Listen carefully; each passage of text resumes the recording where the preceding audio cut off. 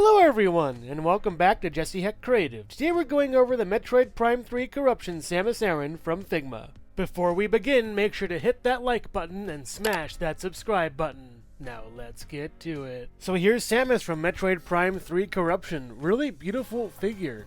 She's less orange than, gold in this case. So it isn't really the Varia suit that much as far as color scheme, but it is the Varia suit in looks. These giant shoulder pads are pretty awesome. I love the way she looks in this. She has a nice, slightly yellow finish right over here. It's a little more, tan, and this is more gold over here. That's pretty cool. We trade in the orange for the gold. I kind of like this. This is really nice looking. It is very sleek, very just sort of compact, really well done, very shapely. We have a lot of spikes here on the feet. We have them on the knees. We also have some fins on these shoulder pads right over here. That is awesome. We come to a sort of like shiny red up here. Looks really super cool. Very, sheen looking. Really nicely done. We have some good neon green over here on the sides. It looks translucent a little bit on these spheres right over here. You can see the shine from that. It comes down over here, over here. We also have that same color going trailing down on these sides over here. A little bit of a bulb on the hand right over here. We also have it here, here, and on the visor as well as a tiny bit in the shoulder pads. On the back, we get some boosters for the speed booster, I would believe, or the, double jump power up. I forget what that's called. It was only in Metroid Prime 2. I guess they brought that over. They used that explicitly for this, but those look really good. You can't put anything in the ports though, which is kind of a shame. You can put stuff in the port here, and there's also a port here for a stand later on. But she can stand on her own, which is a really nice feature that, they gave her. She's actually a really, statuesque kind of figure. She looks really great. She just looks awesome. As is for the blaster cannon right over here. It is a really unique piece, really beautiful, captures the game really well. I feel like it needs like a few more lights or something. There are some, just gradient lights right over here. She also comes with this like really neat sort of bottom of the cannon that you don't really see all that much because it's often right here. But there is some yellow on this part right over here for the power beam. So that's really cool. I really like this figure a lot. It's super neat. She's really beautiful. She has some nice, darker colored hinges right over here on the back. She also has some darker colored hinges right over here. This part right there. On the inside, at least, looks really nice. The interior parts are well hidden. It's shadowed, so you can't really tell it's an action figure. It's all sort of just one piece, and that just looks awesome. Samus looks great in this incarnation, and she is super cool. Really, really super nice figure. She looks great. As far as articulation goes for Samus, we have her head moving at a pin on a ball, moving around like this. She can go up this far, move this little thing away, back this far, down, and swivel as much as you want. She gets a little bit of tilt. You have to kind of finagle it a little bit in a way. I kind of get one side better than the other. Maybe that's because this is in the way. Yeah, you get some good tilt with that when you move the shoulder pads out of the way. Her shoulder pads do move a little bit, they're all in the same joint, the arm. So you can move the arm up this far, at least, down this far.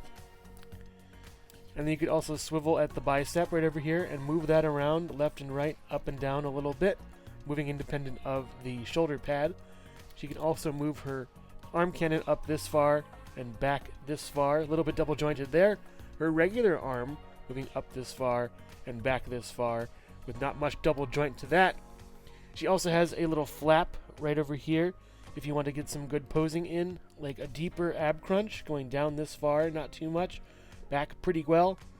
If you have it down, it just sits right here. It doesn't really move down far, but if you want an actual neutral stance, that's good if you want to push that down. She also go left and right on the hinge. If you pull this up, you get a little bit more range. You can swivel as well. As far as her hips, it's kind of an interesting setup. They kind of drop down a little bit and have a little bit of a shift to them. So if you want to drop them down closer to your body for a little more neutral stance, or have them out for posing and stuff, that would work as well too. You can, with them out, you can make her leg go up this far, swivel even a little bit farther up, or go back, which is nice. Works really well as far as that goes.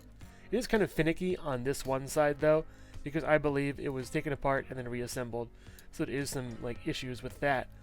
This side without it up, you can go actually really far, impressively far. I think even better than having them out. So either way, you get really good range out of the hips. You get some swivel at the top. You also get a double joint knee right over here. There is a little bit of swivel at the knee. You can kind of position it however you want, but having it in line with this line right over here works best for me. We also have down on the leg and up on the leg, or at least in the foot. It is stopped by this spike right over here. It is actually pointy, so be quite careful if you have this. You get a really nice rocker pivot right over here, and you do get no peg holes at the bottom of the feet as far as I can see, but you do get 2 toe joints. 1 and 2. And that's awesome. I really love the toe joints on this. It really gives her a dynamic feel, you know. And she looks really great. The barrel of her cannon can move, and also she can swivel and then pivot her hand.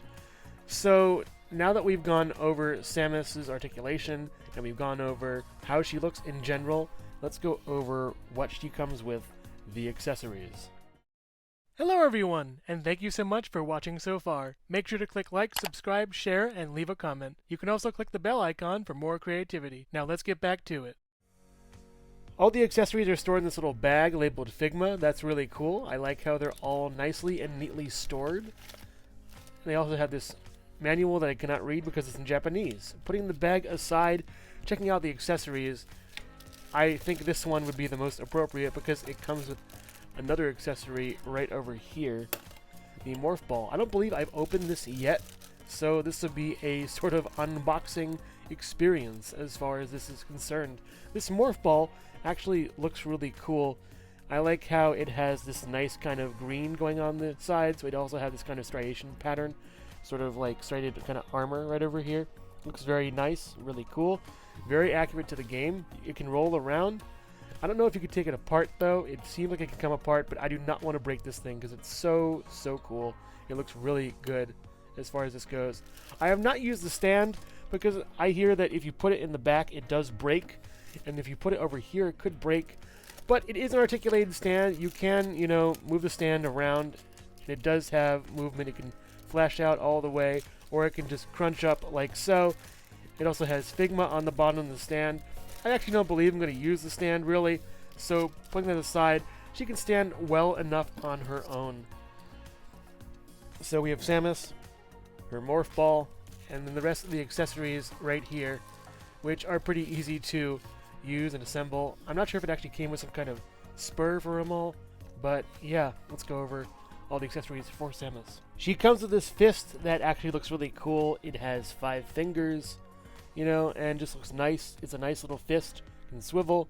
It can go up and down. It also has that little sort of trademark kind of little bubble on the top. This gripping hand over here looks really nice. The fingers look really well done on it, yet I find that it just doesn't really have much use. She comes with nothing to hold, so there's no real point in having this hand. It's kind of a shame.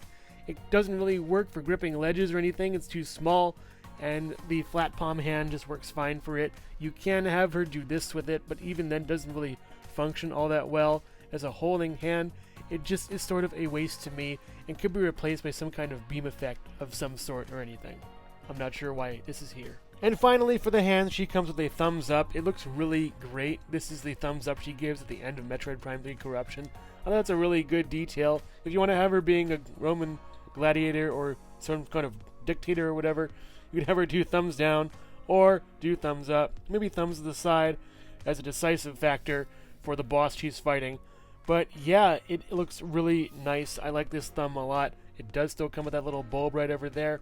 They're really good with the hands on this figure. They look awesome. And lastly, she comes with a missile launcher that is kind of hard to attach. That's my one gripe with this figure. The missile launcher is kind of tough to, you know, put on, take off, and all that. It looks cool though. It's very intimidating.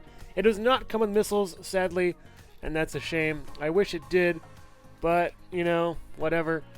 I guess she doesn't come with missiles to launch, or really, anything at all as far as, like, you know, all the beams and stuff. She doesn't come with any beams. She doesn't come with any missiles. It's kind of weird. We're going to get to a figure that does have those things, though. So stay tuned for that when that review comes. But in the meantime, she'll be shooting nothing. She'll be shooting blanks as far as I'm concerned. Taking off and popping on this arm cannon, this missile tank cannon, is tough. It's hard to do. It's easy to do this one, but hard to do the missile tank one. Samus herself stands at about 6¼ inches tall, while her morph ball stands at about 1½ inches tall. Here's Samus and her morph ball next to Jesse Hecht Creative. So what? We're just going to stare at the morph ball until it does something? Come on, let's collect it and get out of here. I have better things to do than ponder my orb all day. Overall, a really great figure here. I love the sculpt and paint, but the articulation suffers around the shoulders and the hips. The morph ball is a really great accessory, but the rest just don't really have that much to do with the figure. You could take out that gripping hand and swap it for a beam effect, which really this figure sorely needs. More action shots. Some great posing is evident with this figure, but the accessories make it lackluster as to what poses you could do. And also with the stand that would probably break when I use it, puts this figure a little bit down for me, which is a shame because I think it's the best Samus figure that I own currently. There is one more Samus figure coming out that does satisfy some of my needs as far as beam effects and stuff like that, but for now, the Metroid Prime 3 Corruption Samus is still really good and looks great. As we continue on with Jesse Hecht Creative, we'll see more Figma figures with more accessories coming soon. Thank you so much for watching Jesse Hecht Creative. Feel free to click like, subscribe, share, or leave a comment. You can also visit us at jessehechtcreative.com, where you'll find more reviews like this one. Thanks again for watching and keep being creative. Stay tuned!